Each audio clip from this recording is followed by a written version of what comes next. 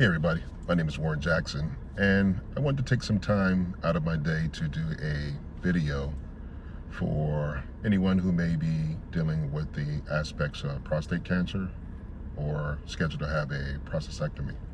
So I wanted to share some things with you with regards to how my journey has been.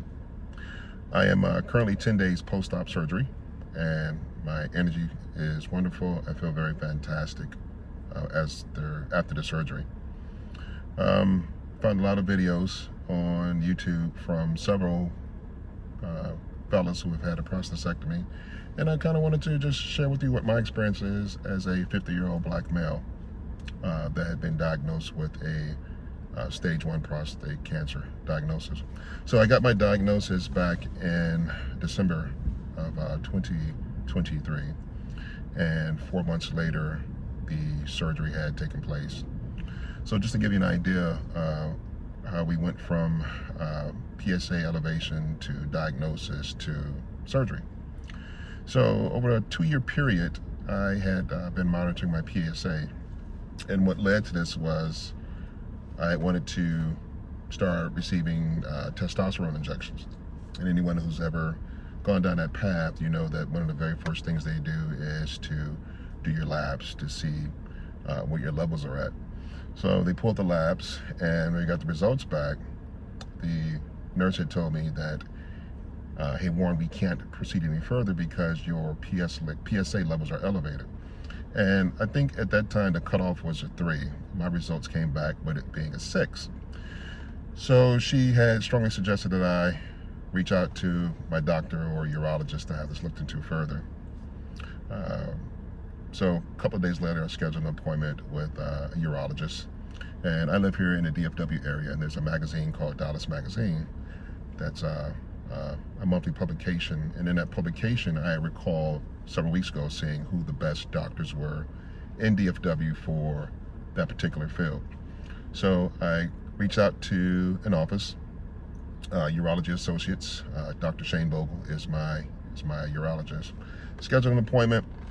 Went in, first time there, so I didn't have a set doctor. So Shane Vogel was my doctor, and very nice fellow, very jovial, excellent doctor, great sense of humor, especially when you're dealing with a serious unknown factor.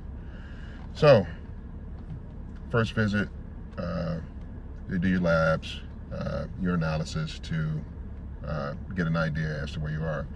And at that time, when the labs came back, I think the results came back just a little bit lower than what the testosterone labs would show. So I think it was like at a 5.4. So he said, okay, so let's monitor it to see how it progresses or if it drops, and we'll take it from there. So professionally, I'm a technologist. Career-wise, I'm an entrepreneur. So I work in IT, but yet I have other businesses that I own and run as well. So quite naturally, come back a couple months later, the PSA increases, and every 3 months the PSA would get higher. So upon like the second visit, when we got the results back, he says, let's do an ultrasound, which is normal procedures to find out what's going on. We did the ultrasound, and he saw a little bit of a dark space in there. He says, look, he says, we don't know what it is, but we don't want to walk past it without taking a second look. So let's go ahead and go with the MRI. Cool, no problem. We do the MRI results come back, no cancer. But over the next several visits, every 2 to 3 months, the PSA is going higher and higher. So it calls for a bit of an alarm. About 1.5 years into it, he says, let's do a biopsy to find out if there's anything going on with the prostate. But doing the exams, when it came to the digital exam, felt the prostate. He said, feels fine, it's not enlarged, smooth surface, everything is okay. But the PSA levels kept going up. And I think over that 1.5 year period before we decided to do the biopsy, the PSA levels dropped by like 3 points. So quite naturally, I'm thinking that maybe it's stress related. And I'm thinking that, okay, if it's stress related, then just, kind of slow down, relax. Hopefully that I get things back to where they need to be. But took another exam. PSA came back at 12 something. And in September, I went for another exam, just around the time for my birthday.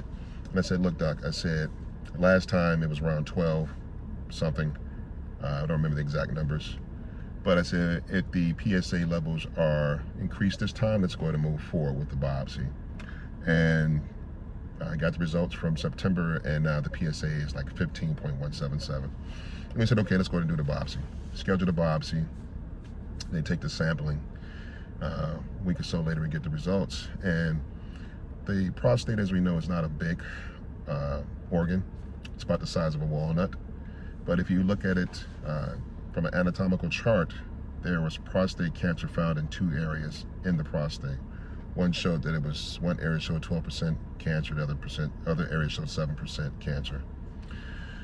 So we got that diagnosis back, and it's a little bit alarming, shocking. There's no history of prostate cancer in my family. So quite naturally, I was worried. And I asked what my options were. He said we can either do radiation or do surgery. And being I was 49 at the time, well 50 at the time, he said, you're a young man, you still got plenty of years left. Let's go ahead and do the surgery to remove it. And here we are. So April 3rd was the surgery. Today is April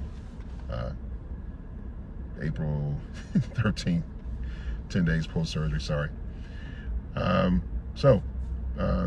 Just like any other surgery, or majority of surgeries take place, you get there in the early hours of the morning. So I had to be at the hospital at 5:30, check in, the surgery scheduled for 7:30, and a little bit nervous but relaxed.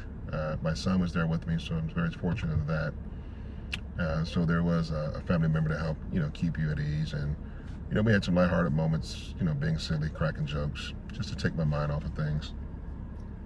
So now it's showtime. So they start to prepare you for surgery, and you meet the anesthesiologist and the nursing staff, and the doctor came in, asked how I was doing, and I said, ready to go, let's do it.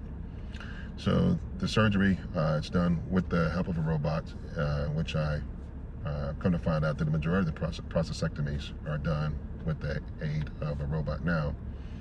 And initially he told me the surgery would be 2.5 to 3 hours. Mine lasted 4 hours.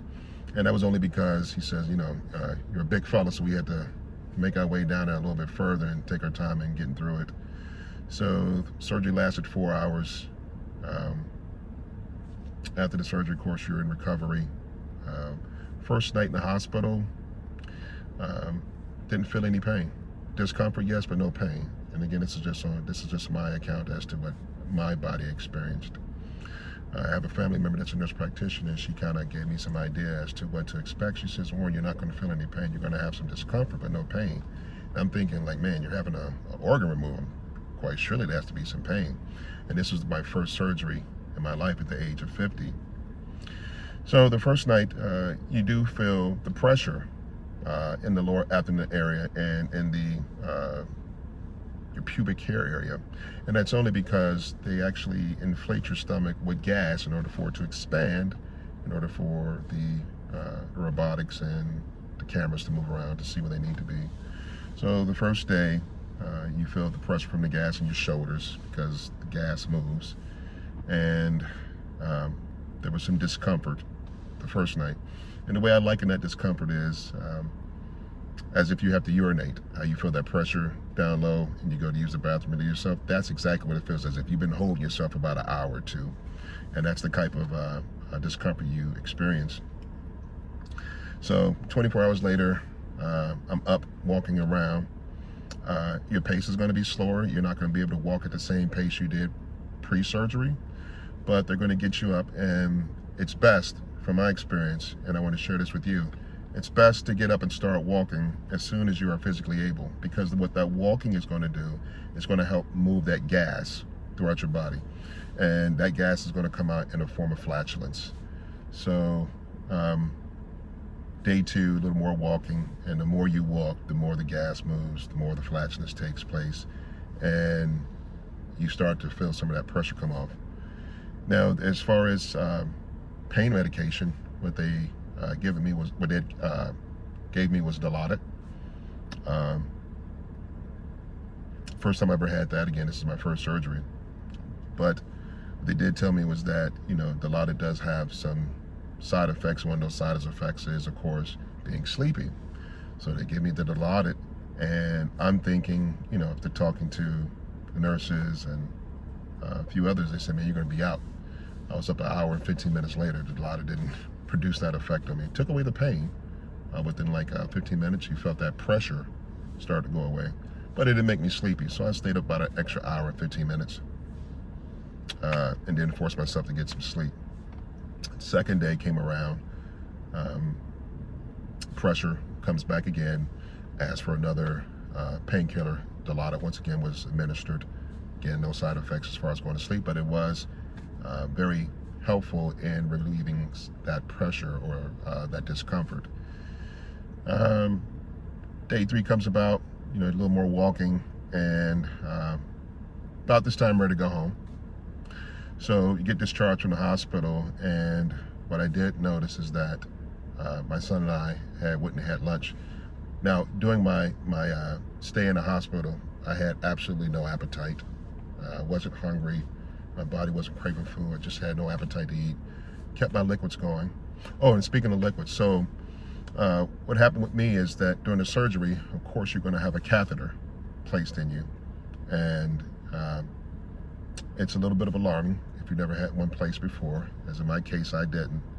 So I am still enthralled and amazed at the amount of urine the body produces even when you don't drink.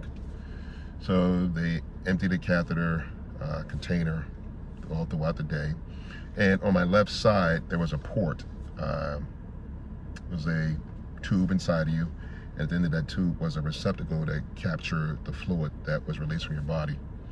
And as far as the incisions, so there were 5 incisions, 4 of which were about the size of a half an inch. The one right above the navel is about 3.5 to 4 inches. But it's done. It's a minimally invasive surgery. It's not like they're cutting you open. So it's minimally invasive, and you can see the incisions. They sealed the incisions with the surgical glue, so it's not like there's any stitches there. And upon being discharged, the port's taken out of your side. Now, when they go to remove that, hold your breath and brace, because you're going to feel it coming out of you.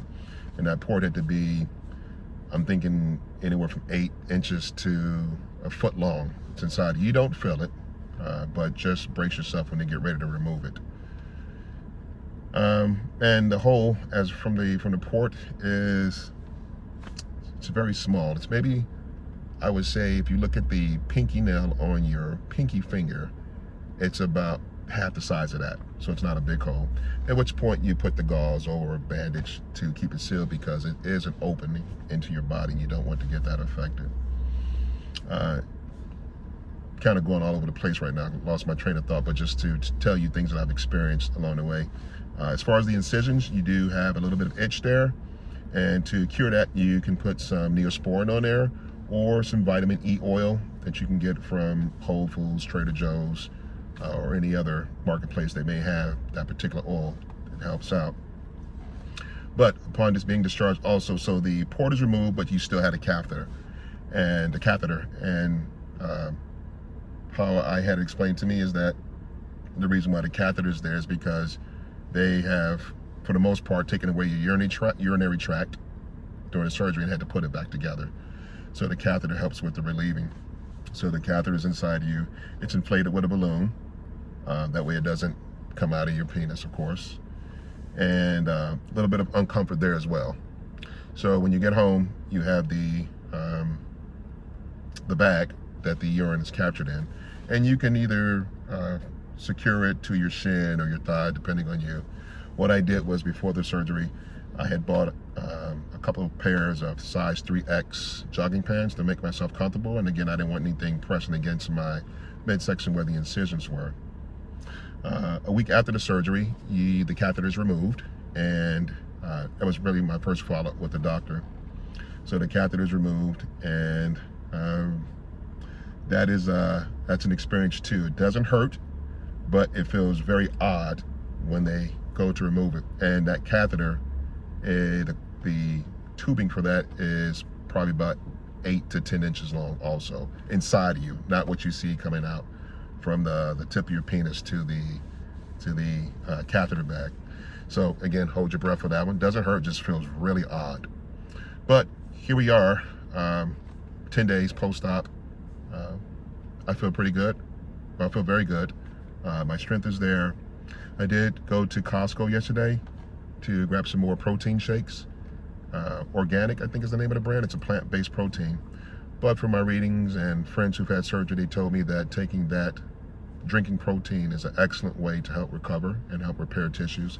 So if you have a chance to increase your protein, whether it's through meat or any other sources you use, but what I liked about that organic protein shake is that you get 30 grams of protein per serving, and it's plant-based. So here we are 10 days later, and I just wanted to share what my experiences are as a 50-year-old black male that was diagnosed with a stage 1 prostate cancer. So it is a bit alarming, very knee-jerk reaction, but to come forward and share this with you, again, as somebody who's never had a surgery before in his life, it's not as bad as it seems, and the recovery has been very, very good for me. The other thing I want to make mention is before the surgery, I had went on a diet and I lost 20 pounds because I wanted my recovery to be as easy and as painless as possible. So my takeaways is that there is little to no pain with regards to my experience. There's discomfort, and the discomfort is as a result of the gas. They gave me oxycodone to take at home in case I had some issues. The last 2 nights, getting a little bit of pressure down there, and again, what does that pressure feel like? As if you were holding yourself and you had to urinate. So the pressure really wasn't over the top or painful, just discomfort, not pain. Again, this is my experience. Hopefully your experience is similar or less. And I just wanted to share what my experiences are with you, and to also offer hope that cancer can be beaten and that you have plenty of life left to live. And don't be selfish, do this for your loved ones, people that count upon you. And most importantly, do it for yourself.